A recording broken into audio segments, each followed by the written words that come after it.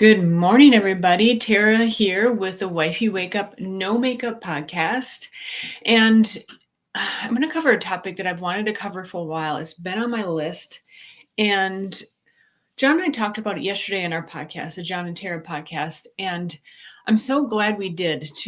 It really helped me prepare to say even more of what I didn't know was in me to talk about on this topic. So is he controlling? Or is he protective? That's the topic. So is he controlling or is he protective? And I think this comes up a lot, probably more than maybe most women would share. I'm playing with my hair because I'm kind of amazed by how it turned out. Looks like I might have spent hours curling it, but I put it up in a bun overnight and I'm pretty pleased. So, sorry, it's hard not to, when you don't at least do your makeup, it's hard not to at least make something look like you didn't just wake up. So good morning, wifey, wake up, no makeup. So is he controlling or is he protective? This is a great topic. This is actually something that it came up in my marriage about 15 years ago or so, and it had been kind of lingering for a while. So around that time, so I've been married almost 24 years now, and I married my martial arts instructor. And, that all seems really cool and stuff. You're like, yeah, he's a sexy guy, he can take care of me and that sort of thing, which is great and true. And he had a lot of high level training, which I write about in the description below. But what I didn't realize later what would come along with that. He had trained with 3-letter type agencies, training them, and had consequently received training as well. And so knew all sorts of ways that things can go to hell in a handbasket. And I mean, it's good. But when your husband is saying, no, I don't want you to go to that part of Minneapolis, I don't want you to go at that time, or that sort of thing, or, I'm driving with him, I'm in the passenger seat, and he's like, don't be smiling out the window. And I'm like, am I smiling? I didn't know I was smiling. And it might be just kind of a normal kind of human recognition kind of thing. And after a while, it felt like, gosh, is he really just being controlling? Like, doesn't want me going anywhere, doesn't want me interacting with anyone. And especially when there's other problems in the relationship, it just makes another problem stand out even more, right? They just kind of mount and they build. And so around that time, I went to a counselor that I eventually got him to go to as well. And there's a number of interesting things that happened out of those counseling sessions. And I remember one in particular where I had brought up the instance of him seeming controlling, and Jon was saying, well, yeah, there's like human trafficking going on, and this is happening with that. People are being brought, being trafficked and brought to other locations, and you never see them again. And mind you, this was at least 15 years ago. And she laughed and she scoffed at him.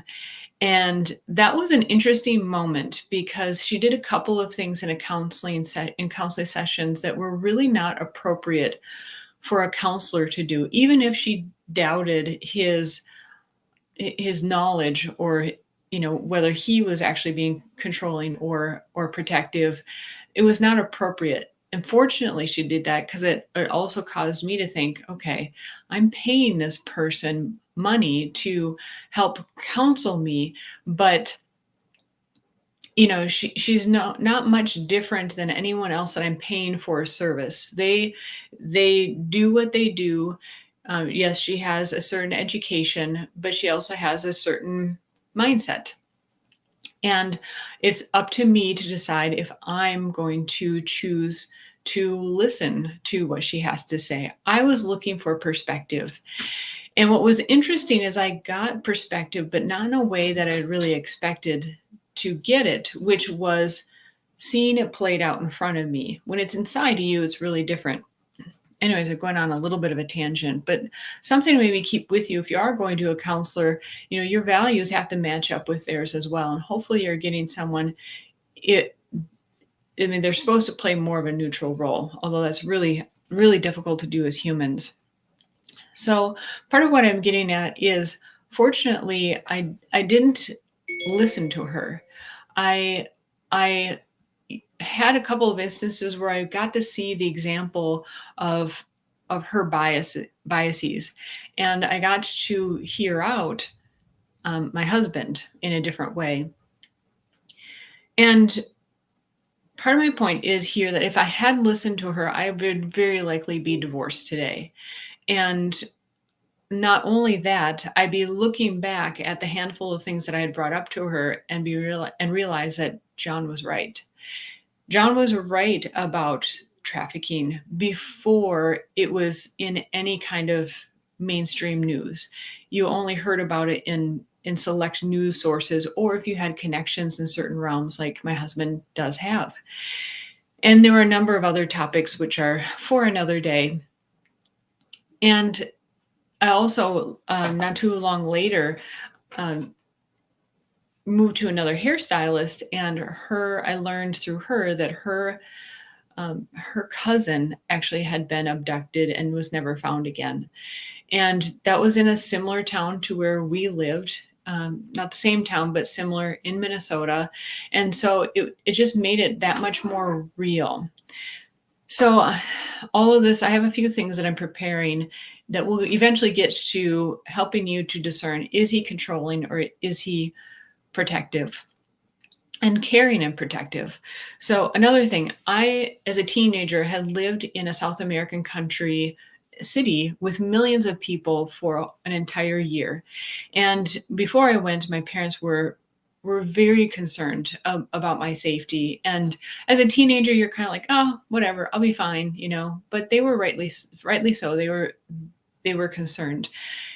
Safety, crime was a daily activity. It was more like a job. I mean, it was something that you just knew that you would encounter. You just had to know where to go, where not to go, what to do, what not to do, just you had to have your own tactics to keep yourself safe, hopefully keep yourself safe.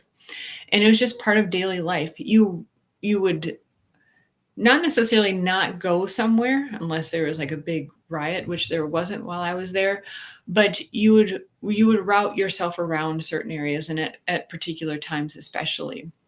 So it didn't necessarily stop people, is what I'm getting at. And as many of you will remember, during the pandemic, when the riots actually began in Minneapolis. Now I'm about an hour outside of Minneapolis, and right around that time, I was actually filming herbal education content with a colleague in Minneapolis. And my husband at one point actually said, he actually forbade me from going into Minneapolis, which is one of the few times he's actually forbidden me from doing something.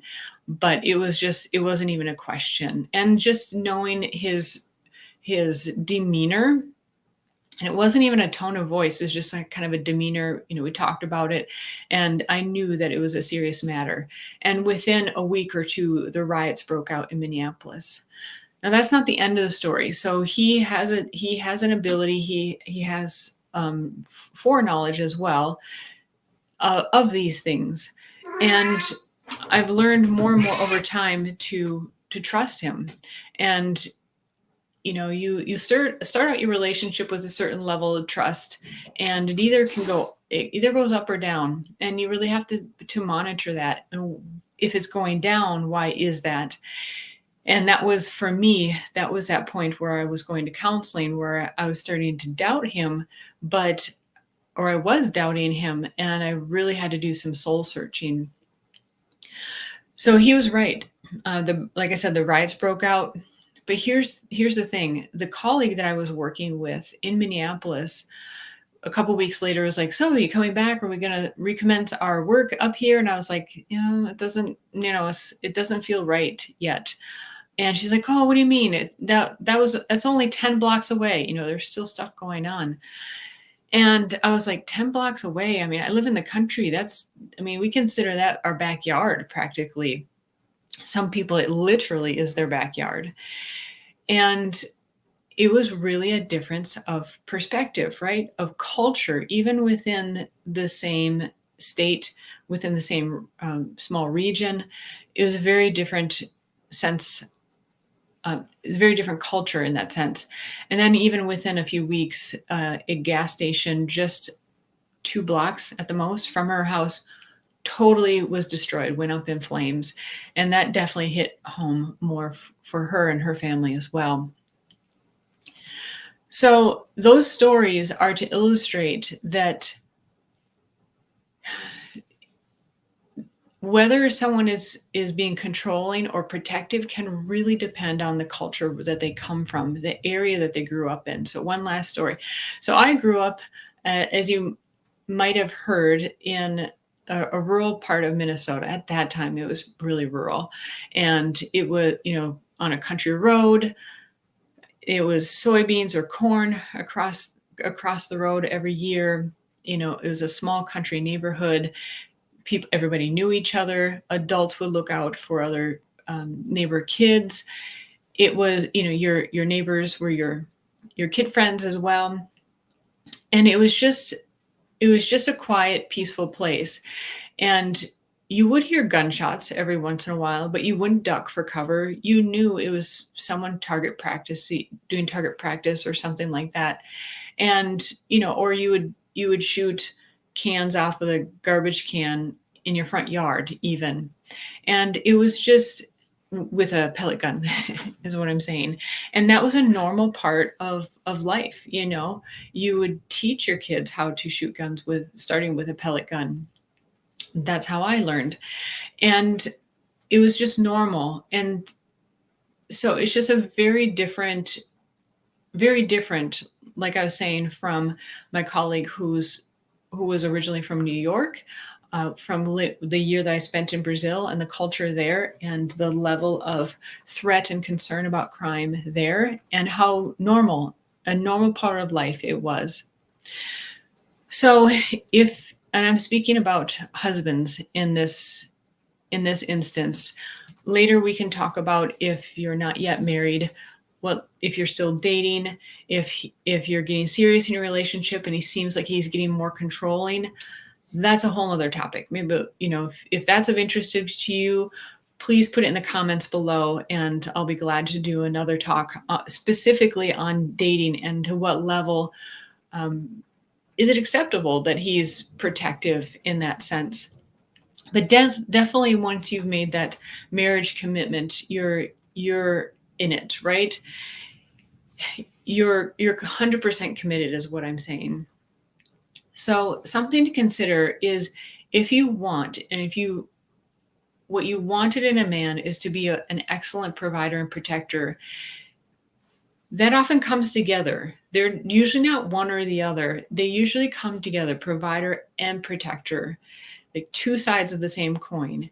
And someone who has enough command over his life to provide and protect amply will also be accustomed to saying how things should go and how he thinks that things should go, and really expect that they are done so. And like I said, in those few instances, there's only a handful of times where my husband's like, you absolutely cannot go. Part of it also, I almost forgot to mention this, is kind of like how you culturally match up and values-wise match up. Like we mentioned in the Jon and Tara podcast, I'm not really a person to go out on ladies' night. I'll go and have lunch with a friend, but I don't do a ladies' night. I don't go out on trips with friends. It's just, I'd rather be with my husband, and that feels more comfortable to me. And so we already don't really have those issues because of that, because we're really well matched in that way too. So it's already not an issue. So if you're having that issue, it might have just been something that you were not really well matched or didn't pay attention to in the beginning. But something that I would like to paint an image of as we're ending here is, maybe your image of the provider and protector. Imagine that you're able to live in a gated community, which implies wealth, right? It implies status. And so the gated community, right, is to keep out the riffraff, right? It's assumed that you want to keep yourself safe and secure. Well, what's interesting is you're actually voluntarily enclosing yourself. And it's not much different than you choosing not to go somewhere in particular. You're just choosing to not put yourself in that environment, whereas a gated community is keeping that away from you. And so that is a way of actually committing yourself to a safe space, right? And just something to kind of shift the perspective there. And at the same time, when you are married, being married does not necessarily denote freedom. There can be freedom within your marriage, but it means you're committed to your spouse and you're committed to your relationship. And something that Jon really emphasized well, he didn't even really mean to emphasize it, he just mentioned during our podcast the other day, is that his concern about me is, of course, concerned about my well-being, but is also protecting us. Because if something happens to me, it happens to both of us. And I equated it to, I think this is why so many wives are really concerned about their guy's health, and why they're like, I'll make you a lunch. Please don't go out to fast food. Or, I'll take care of this. Will you go just exercise or something? And because we too are concerned about, yes, their well-being, and also how it affects us if he were to have a health incident, which we've experienced, and it does really pull on the relationship. So what I'm saying is that there is often not a real black and white, is he being controlling or is he being protective? It's going to depend on your values, where you come from. Are you in these instances that I brought up, are you the person that grew up in the city and is used to all the commotion that comes along with that? Or are you accustomed to living in the country, and you don't mind if the farmer is spreading manure, or if you hear gunshots, but it's a very different environment, as I'm saying, than from the city, and you'll tolerate different things. That is something to really consider. Also, I don't think that you can just ask yourself, well, is he being caring or is he being loving? I personally have experienced people who said that they loved me, who said they were acting out of care and love and were actually doing horrendous things.